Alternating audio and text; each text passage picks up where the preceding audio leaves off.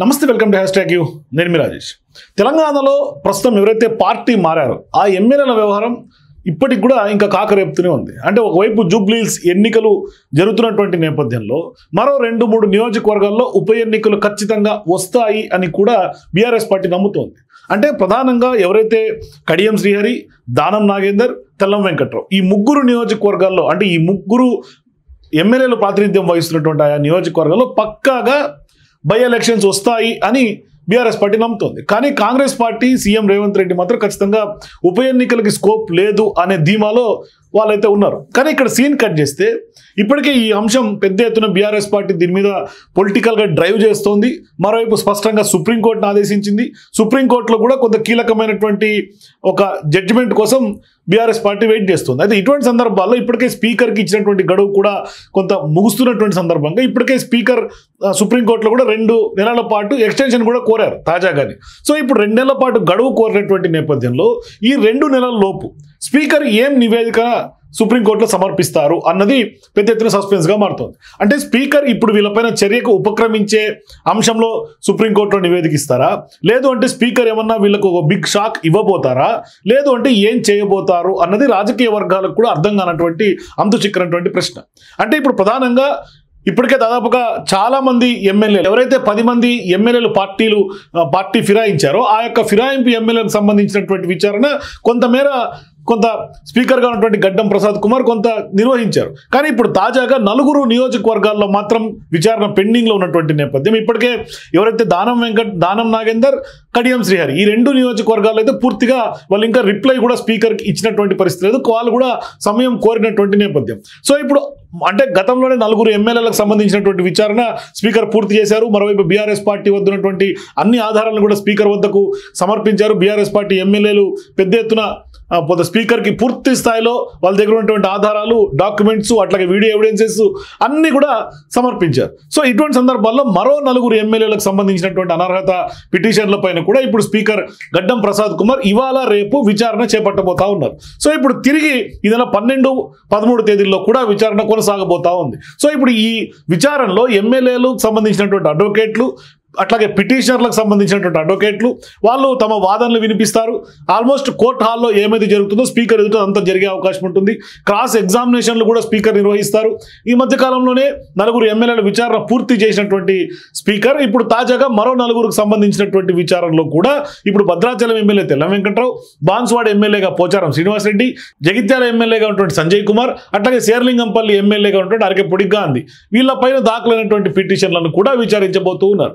తాజాగా ఇవాళ గురువారం ఉదయం 11 గంటలకు బీఆర్ఎస్ పార్టీ ఎమ్మెల్యేగా ఉన్నటువంటి KP Vivekanand versus MLA Tellam Venkatrao కొంత విచారణ జరగబోతా ఉంది. అట్లాగే ఉదయం 12 గంటలకు బీఆర్ఎస్ పార్టీ ఎమ్మెల్యేగా ఉన్నటువంటి జగదీష్ రెడ్డి వర్సెస్ డాక్టర్ సంజయ్ విచారణ జరుగుతుంది. అట్లాగే ఈ నెల 7న ఉదయం 11 గంటలకు BRS party MLA Jagadish Reddy versus Pocharam Srinivas Reddy, ఉదయం 12 గంటలకు BRS party MLA Kalvakuntla Sanjay versus అట్లాగే ఎమ్మెల్యే అరకపూడి గాంధీల యొక్క న్యాయవాదులు వాళ్ళకు సంబంధించినటువంటి పిటిషనర్లకి అట్లాగే ఎమ్మెల్యేలకు సంబంధించినటువంటి న్యాయవాదులు వాళ్ళ మధ్య వాదనలు జరుగుతాయి. క్రాస్ ఎగ్జామినేషన్ జరుగుతుంది. స్వయంగా ఎమ్మెల్యేలు కూడా ఈ యొక్క విచారణలో పార్టిసిపేట్ చేస్తారు. అట్లాగే ఈ నెల 12న కూడా కేపీ వివేకానంద్ వర్సెస్ తెల్లం వెంకట్రావు, జగదీశ్వర్ రెడ్డి వర్సెస్ సంజయ్, అట్లాగే ఈ నెల 13న Jagadishwar Reddy versus Pocharam Srinivas Reddy, Kalvakuntla Sanjay versus Arekapudi Gandhi. So ఇప్పుడు వీళ్ళ మధ్య ఎటువంటి వాదనలు జరుగుతాయి అన్నది పెద్ద ఎత్తున సస్పెన్స్గా మారుతుంది. అంటే ఇప్పటికే బీఆర్ఎస్ పార్టీకి చెందినటువంటి నాయకులందరూ కూడా ఖచ్చితంగా వీళ్ళు పార్టీలు ఫిరాయించారు అనే వాదనకైతే వస్తూ ఉన్నారు. కానీ కాంగ్రెస్ పార్టీలో ఫిరాయించినటువంటి వాళ్ళందరూ కూడా ఇది దేవుడి కండువాలు, మేము పార్టీ మారలేదు, అభివృద్ధి ఉద్దేశించి సీఎం రేవంత్ రెడ్డిని కలిసాం, మా యొక్క నియోజకవర్గ అభివృద్ధిలో భాగంగానే మేము ప్రభుత్వానికి సహకరిస్తున్నాం, అంతే తప్ప మేము పార్టీ మారలేదు అనే స్టాండ్ వాళ్ళు తీస్తున్నారు. కానీ ఇప్పుడు ప్రధానంగా వాళ్ళకి సంబంధించినటువంటి అడ్వర్టైజ్మెంట్స్, అట్లాగే వాళ్ళకి సంబంధించినటువంటి ఫ్లెక్సీలు, వాళ్ళకి సంబంధించినటువంటి బ్యానర్లు, వాళ్ళకి సంబంధించినటువంటి వీడియో ఎవిడెన్సెస్ ఇవన్నీ కూడా బీఆర్ఎస్ పార్టీ సేకరించి ఇప్పటికే సుప్రీంకోర్టు సమర్పించింది. అయ్యే ఎవిడెన్స్ని స్పీకర్ గడ్డం ప్రసాద్ కూడా సమర్పించింది. సో ఇప్పుడు స్పీకర్ విచక్షణకు పూర్తిగా నిర్ణయం ఆధారపడి ఉంటుంది. అంటే స్పీకర్ ఎటువంటి నిర్ణయం తీసుకుంటారనే అంశం అయితే మాత్రం కొంత ఆసక్తిని ఉత్కంఠ రేపుతుంది. రాజకీయ వర్గాల్లో కూడా ఏం జరగబోతున్న సస్పెన్స్ అయితే కొంత కొనసాగుతూ ఉంది. అంటే ఇప్పుడు ఖచ్చితంగా క్రాస్ ఎగ్జామినేషన్ తర్వాత ఆధారాలు మొత్తం అన్ని కూడా స్పీకర్ పరిశీలన చేసిన తర్వాత ఇప్పుడు ఎటువంటి నిర్ణయం తీసుకుంటారనే చాలా కీలకం. ఎందుకంటే స్పీకర్ నిర్ణయం మేరకే అనర్హత సంబంధించినటువంటి అంశంలో చర్యలు ఉండే అవకాశాలు ఉంటాయి. ఒకవేళ చర్యలు కనుక తీసుకుంటే ఖచ్చితంగా బీఆర్ఎస్ పార్టీ అనుకున్నట్టుగా ఉప ఎన్నికలు అనివార్యమయ్యే అవకాశం ఉంటుంది. లేదు అంటే ఖచ్చితంగా వీళ్ళందరూ పార్టీ ఫిరాయింపు బయటికి బహిర్గతంగా మనకు కనిపిస్తున్నటువంటి లెక్క ప్రకారం ఉన్నా కొంత టెక్నికల్గా ఇంకా వాళ్ళు అసెంబ్లీ హాల్లో కొంత ఆ యొక్క సమావేశాలు జరుగుతున్నటువంటి క్రమంగా అసెంబ్లీ అయితే మాత్రం ఇంకా వాళ్ళని బీఆర్ఎస్ పార్టీ ఎమ్మెల్యేలు కానీ గుర్తిస్తున్నటువంటి క్రమంలో మరి ఇప్పుడు స్పీకర్ వీళ్ళందరూ కూడా బీఆర్ఎస్ పార్టీ ఎమ్మెల్యేలే ఆధారాలన్నీ కూడా స్పష్టంగా ఉన్నాయా అని మాత్రమే సుప్రీంకోర్టుకు చెప్పే అవకాశం ఉందా? లేదు వీళ్ళందరూ కూడా పార్టీ ఫిరాయించారు కాబట్టి ఈ ఎమ్మెల్యేలకు సంబంధించి టెక్నికల్గా పార్టీ ఫిరాయింపు జరిగింది అని కొంత అడ్మిట్ అయ్యే అవకాశం ఉంటుంది. ఎందుకంటే దానం నాగేందర్ వ్యవహారంలో స్పష్టంగా స్పీకర్ కూడా కొంత ఏమీ చేయలేనటువంటి పరిస్థితులు ఉంటారు. ఎందుకంటే ఆయనకి సుప్రీంకోర్టు గడువు ఉంది, డెడ్ లైన్ ఉంది. ఆ డెడ్ లైన్ లోపే ఖచ్చితంగా ఆయన నిర్ణయం తీసుకోవాల్సినటువంటి అవసరం ఉంది. సుప్రీంకోర్టుకు కూడా నివేదిక ఇవ్వాల్సినటువంటి అవసరం ఉంది. అంటే ఇప్పుడు దానం నాగేందర్ బీఆర్ఎస్ పార్టీ ఎమ్మెల్యేగా గెలిచి కొంత పార్లమెంట్లో ఎంపీగా కాంగ్రెస్ పార్టీ బీఫామ్ మీద పోటీ చేశారు. సో టెక్నికల్గా ఇక్కడ అడ్మిట్ అయ్యారు. ఇక్కడ దేవుడు కండు అనో లేదో అంటే ఇంకోటో మరోటో చెప్పుకునే ప్రయత్నం లేదు. అందుకని ఇప్పటిదాకా దానం నాగేందర్ కానీ కడియం శ్రీహరి కానీ వీళ్ళిద్దరూ కూడా స్పష్టంగా ఇంకా స్పీకర్ విచారణ ఎదురుకు హాజరు కాల. మీకు రిమైనింగ్ 8 మందికి సంబంధించినటువంటి వ్యవహారం అంతా తొందర నడుస్తుంది. గతంలో 4 నడిచింది, ఇప్పుడు ఇంకో 4 ఈ 2-3 రోజులు నడవబోతోంది. అంటే ఇంకా కూడా ఇద్దరు నియోజకవర్గాలకు సంబంధించి ఆ యొక్క ఇద్దరు ఎమ్మెల్యేల గురించి ఇంకా విచారణ అయితే ఇంకా స్టార్ట్ అవ్వాలి. అంటే ఇప్పుడు తాజాగా స్పీకర్ విచారణ చేపట్టినటువంటి క్రమంలో మరి ఇప్పుడు పెద్ద ఎత్తున స్పీకర్ ఎటువంటి నిర్ణయం తీసుకుంటారు, మరి వాళ్ళిద్దరికి కూడా ఎప్పుడు గడువు ఇచ్చే అవకాశం. ఎందుకంటే గతంలో వాళ్ళు గడువు కోరారు, స్పీకర్ నోటీసులకు వాళ్ళు రెస్పాండ్ అవ్వలేదు, కేవలం గడువు మాత్రమే కోరారు, మాకు కొంత సమయం కావాలి అని మాత్రమే కోరారు. సో ఇప్పుడు సమయం మరి ఇంకా ఎంత కావాల్సినటువంటి అవసరం ఉంది. లేదు అంటే మరి ఇప్పుడు స్పీకర్ ఏం నిర్ణయం తీసుకుంటారు, మరి ఖచ్చితంగా వాళ్ళకు కూడా షెడ్యూల్ విడుదల చేసి ఖచ్చితంగా విచారణకు హాజరు కావాల్సిందే అనే ఒక అల్టిమేటం ఏమన్నా జారీ చేస్తారా? ఎందుకంటే ఇప్పుడు విచారణ ఆయన సుప్రీంకోర్టు గైడ్ లైన్స్ ప్రకారం సుప్రీంకోర్టు పరిధిలో ఈ అంశం ఉంది కాబట్టి సుప్రీంకోర్టు ఇప్పటికే ఒక డెడ్ లైన్ విధించింది. మరొక అంశం 2 నెలలు మాత్రమే స్పీకర్ కూడా సమయం సుప్రీంకోర్టు కోరారు. సో ఇప్పుడు స్పీకర్ మళ్ళీ కూడా గడువు కోరే అవకాశాలు చాలా తక్కువగా ఉంటాయి. అందుకని ఈ 2 నెలల లోపు ఖచ్చితంగా కడియం శ్రీహరి, దానం నాగేందర్ వీళ్ళిద్దరు కూడా ఖచ్చితంగా విచారణ అయితే ఎదుర్కోవాల్సినటువంటి అవసరం ఉంది. ఖచ్చితంగా ఇప్పుడు విచారణ టైంగా మనం చెప్పుకోవాలి స్పీకర్కి సంబంధించినటువంటి వ్యవహారంలో. అయితే గతంలో స్పీకర్ వ్యవహారం కొనసాగుతున్నటువంటి నేపథ్యంలో కడియం శ్రీహరి గతంలో మీడియా ముందుకు వచ్చి ఏం మాట్లాడారో ఒకసారి చూద్దాం. సేమ్ ఇదే అంశం మీద ఆయన రెస్పాండ్ అయ్యారు.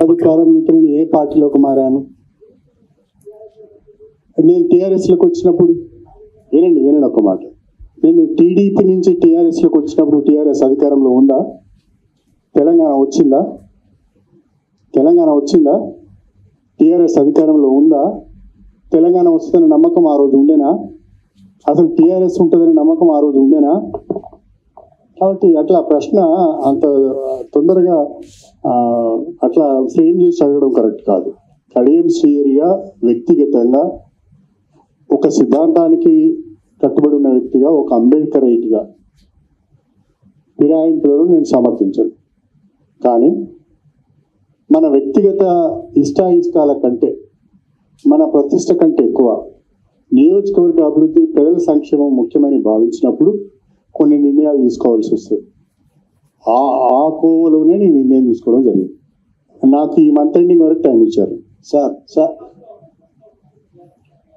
అది స్పీకర్ ముందట ఉంది. Speaker is nothing but A tribunal ముందట ఇష్యూ ఉన్నప్పుడు నేను మాట్లాడడం బాగుండదు. ఇప్పుడు దీంట్లో దాచుకునేది ఏముండదండి. మేము పార్టీ ఫిరాయించామనే సుప్రీంకోర్టుకు వెళ్ళి సుప్రీంకోర్టు ఒక తీర్పు ఇచ్చింది. ఆ తీర్పు ప్రస్తుతం స్పీకర్ గారి జ్యూడిక్షన్లో ఉంది.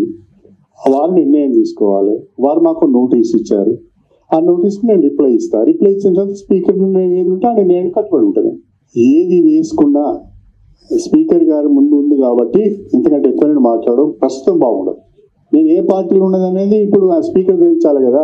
స్పీకర్ కనుక ఇక లేదు ఇక ముచ్చట తప్పేటట్లు లేదంటే మీరు రాజీనామా చేసి ప్రజల్లో తేల్చుకున్నారా? ఎందుకంటే కడియం శ్రీహరి అన్నట్టు అది ఒక ఏమంటారు దాన్ని ఐకానిక్ వరంగల్ జిల్లాల మాట పడడు అనేది లెక్క.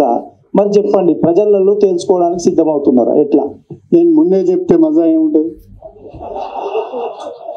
సో ఇది ఆయన కడియం శ్రీహరి ఆ రోజు మాట్లాడినటువంటి మాట ముందే చెప్తే మజా ఏముంటుంది అన్ని కాలమే నిర్ణయిస్తుంది. కానీ ఆయనైతే పార్టీ మారారు అన్న అంశం అయితే అడ్మిట్ అయ్యారు. కానీ ఏ పార్టీ ఎమ్మెల్యేలు అనేది మాత్రం స్పీకర్ తేల్చాలంటున్నారు. సో ఇప్పుడు విచారణ సమయం వచ్చింది కాబట్టి స్పీకర్ ఏం తేలుస్తారన్నది మాత్రమే ఉత్కంఠ కొనసాగుతూ ఉంది. సో ఇప్పుడు ఖచ్చితంగా స్పీకర్ చర్యలకు ఉపక్రమించే అవకాశాలు ఎంతవరకు ఉంటాయి? ఎందుకంటే బహిర్గతంగా మనకు కనిపిస్తున్నారు వాళ్ళందరూ కూడా పార్టీలు మారారని. కానీ ఇప్పుడు స్పీకర్ టెక్నికల్గా ఏం అడ్మిట్ చేయబోతున్నారు?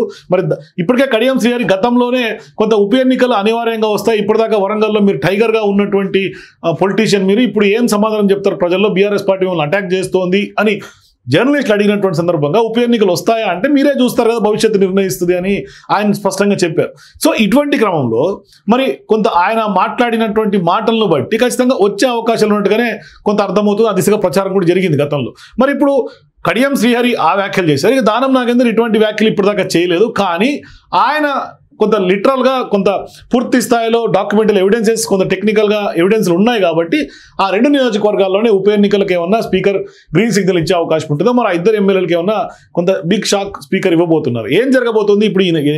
మొత్తం ఈ 10 మంది ఎమ్మెల్యేల విచారణ ముగిస్తే కానీ స్పీకర్ డొసిషన్ రాలేరు. మరి స్పీకర్ ఏం చేయబోతున్నారు అనేది మీరు కూడా మీ అభిప్రాయాన్ని కింద కామెంట్స్ తెలియజేయండి. For more videos please watch #.